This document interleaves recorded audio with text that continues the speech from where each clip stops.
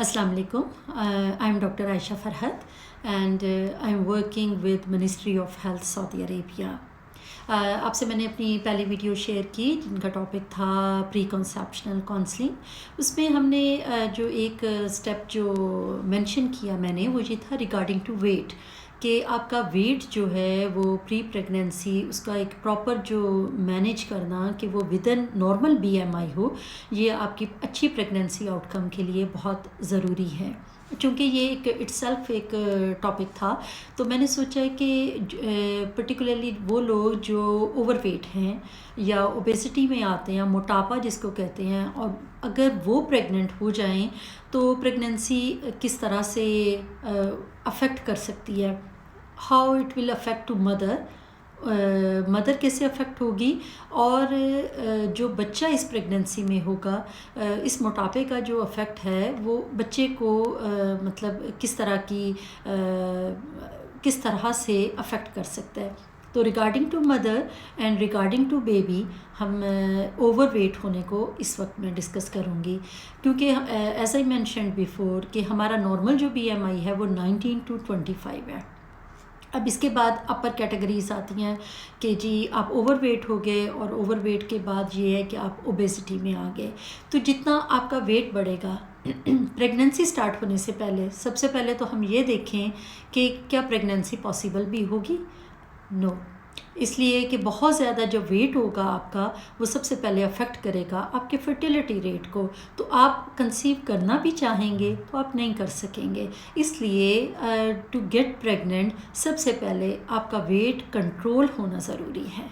ठीक है, इसमें जैसे मोस्टली ओबीज़ पेशेंट होते हैं पीसीओ, पॉलीसिस्टिक ओवेरियन सिंड्रोम, इनके 85% जो पेशेंट हैं वो ओबीज़ भी होते हैं एंड एज वेल एज़ वो इनफर्टिलिटी के केस भी होते हैं। जितने इनफर्टिलिटी क्लिनिक में ज़्यादा लोग आते हैं उनमें मोस्टली लोगों की जो काज ऑफ इनफर्टिलिटी है फीमेल की वो पीसीओ निकलती है। और उसका पहला जो ट्रीटमेंट होता है वो ये होता है कि उनको एडवाइस की जाती है टू रिड्यूस द वेट। ठीक है, so it will be the first effect. अब क्या होता है कि जी वेट पेशेंट की जो है वो प्रेगनेंसी एक ओबीज़ वुमेन की जो है वो प्रेगनेंसी जो है वो स्टार्ट हो गई है।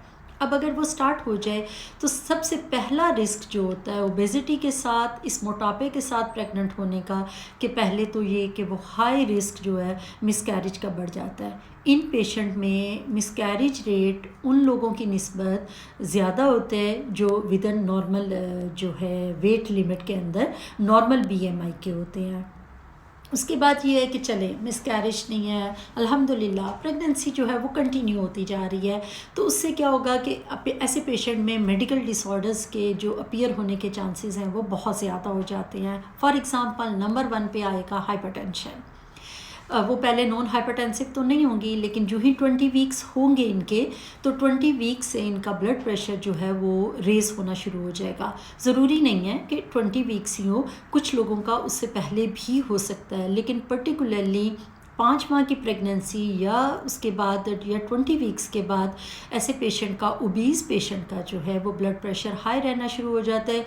फिर इन लोगों को एंटी हाइपरटेंसिव स्टार्ट करनी पड़ती है जो कि सेफ़ होती है प्रेगनेंसी में। इस तरह की मेडिकेशन प्लस इनका थोड़ा regular follow up regarding to ultrasound करना पड़ता है, क्योंकि ऐसे पेशेंट में जो बेबी पे इफेक्ट होगा वो हाइपरटेंशन जो है वो बच्चे की ग्रोथ जो है उसमें रिड्यूस हो जाएगी, ग्रोथ रिडक्शन हो जाएगी, तो ये इफ़ेक्ट आ जाता है। उसके अलावा तीसरा एक जो नुकसान होगा कि ब्लड प्रेशर के साथ साथ किसी पेशेंट को ये होगा और किसी को क्या होगा कि डायबिटीज़, इसको हम कहते हैं गेस्टेशनल डायबिटीज़ या गेस्टेशनल हाइपरटेंशन। हर वो डिज़ीज़ लाइक वो डायबिटीज़ है या वो हाइपरटेंशन है, लेकिन अगर वो अपीयर होती है ड्यूरिंग प्रेगनेंसी आफ्टर 20 वीक्स में तो इसका मतलब है कि वो प्रेगनेंसी इंड्यूस है।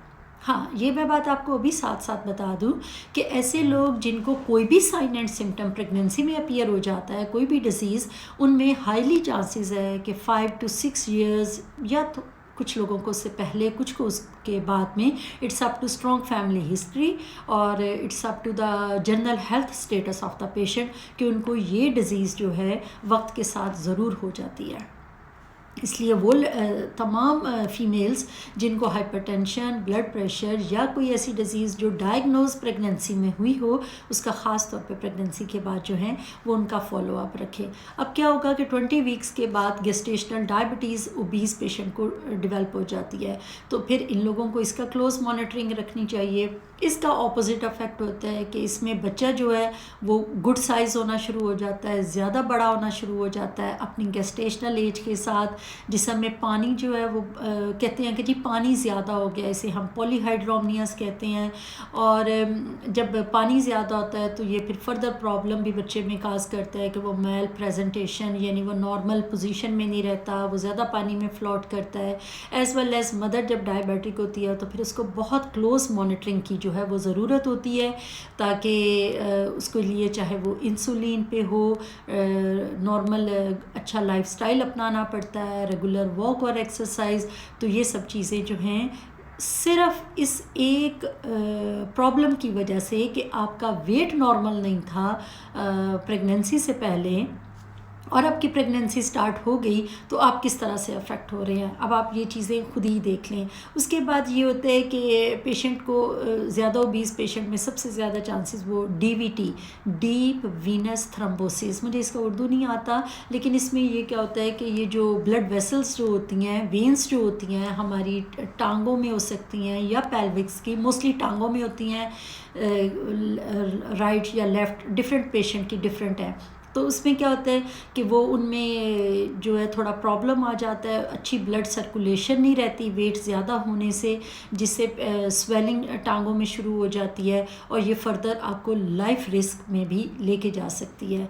तो ये एक बहुत बड़ा एक one cause of mortality, maternal death की एक रीज़न जो है ड्यूरिंग प्रेगनेंसी ये डीवीटी भी है। उसके अलावा इन्फेक्शन चांसेस मोटापे की वजह से बढ़ जाते हैं।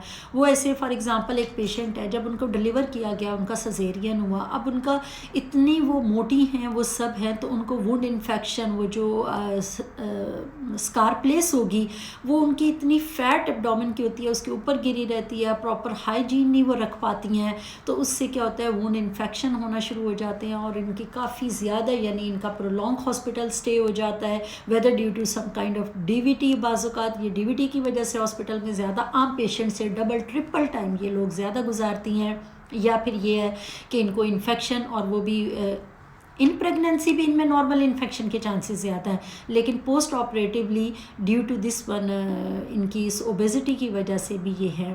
फिर इन लोगों में कार्डिक प्रॉब्लम्स के भी चांसेस जो हैं वो आम पेशेंट की निस्बत उनकी रेशो जो है वो ज़्यादा है। अब जब डिसाइड करते हैं मोड ऑफ़ डिलीवरी, सारी प्रेगनेंसी माशाल्लाह से अच्छी मैनेजमेंट गुड फॉलो अप से हो गई, तो अब टाइम आ जाता है नॉर्मल डिलीवरी का।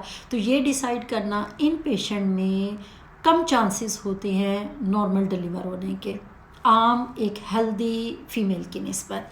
और अगर नॉर्मल डिलीवरी हुई है, इनकी अच्छी कॉन्ट्रैक्शन, डायलिटेशन, गुड सब कुछ हो गया, तो इन लोगों में ऑपरेटिव डिलीवरी ये होता है कि जब मदर खुद तो प्रॉपर पुश करके बेबी को नहीं आउट कर रही, तो उसमें क्या होता है कि उसको एक हेल्प दी जाती है, वैक्यूम या फोर्सेप्स जो होते हैं वो इस तरह से लगाए जाते हैं बच्चे के हेड के अराउंड में कि उसको उससे खींच के फिर बाहर निकाला जाता है। इसे कहते हैं ऑपरेटिव डिलीवरी, जो कि इन मोटे पेशेंट्स में जो है वो ज़्यादा होता है। और अगर ये ऑपरेटिव डिलीवरी फेल हो जाए, कामयाब ना हो, या कोई और इंडिकेशन भी बने, तो नेक्स्ट स्टेप क्या हो जाएगा मदर में कि उनका सजेरियन करना पड़ेगा। सो वो एक नॉर्मल पेशेंट की निस्बत उनमें सजेरियन रेट्स जो है वो ज़्यादा हो जाएगा।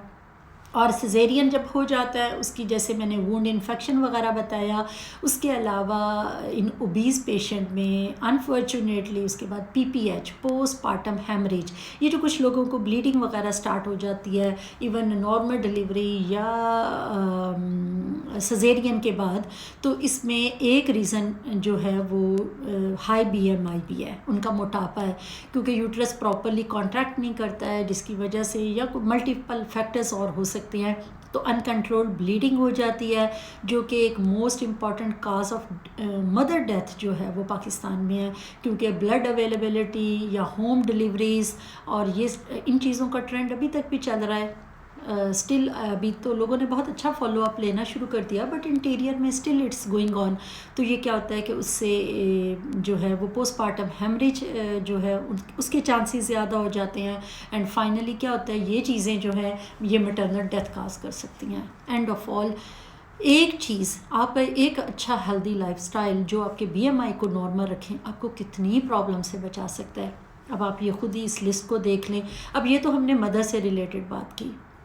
अब देखते हैं कि जो ऐसी खातून हैं जो ओबीस हैं, हाई बीएमआई है, तो उनके जो बच्चे हैं उस पर जो है इन चीज़ों का क्या अफेक्ट होगा। सबसे पहले तो ये होगा कि इनमें न्यूरल ट्यूब डिफेक्ट, आप मेरी प्री कॉन्सेप्शनल काउंसलिंग को देख लें, उस पर मैंने सुपरफिशली एक्सप्लेन किया है कि न्यूरल ट्यूब डिफेक्ट जो होता है वो ब्रेन का या स्पाइनल कार्ड का, ऐसे बच्चों में इन चीज़ों के चांसेस जो हैं वो ज़्यादा हो जाते हैं।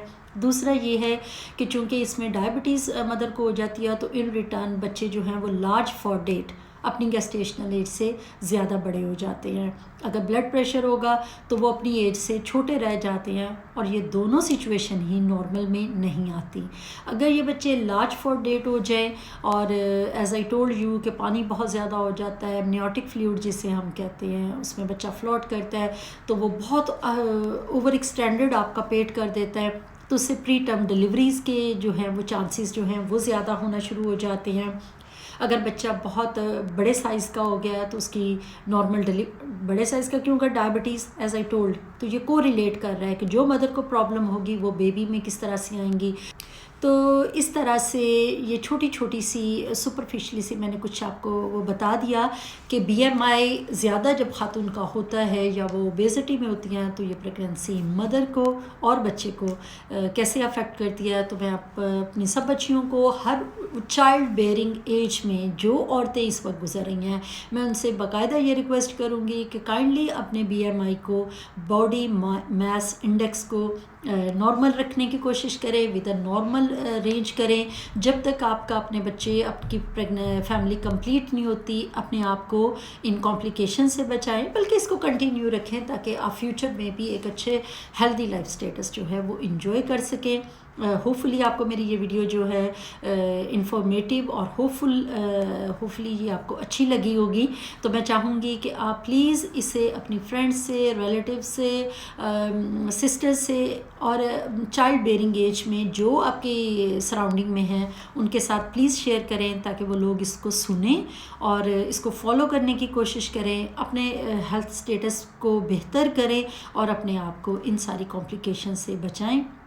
मुझे इजाज़त दीजिए, इंशाल्लाह एक और इन्फॉर्मेटिव वीडियो के साथ जो है आई विल डिसाइड कि नेक्स्ट टॉपिक क्या होगा। मे बी कॉमन टॉपिक जो है, I think so abortion, I am thinking about it, but just wait for my next video.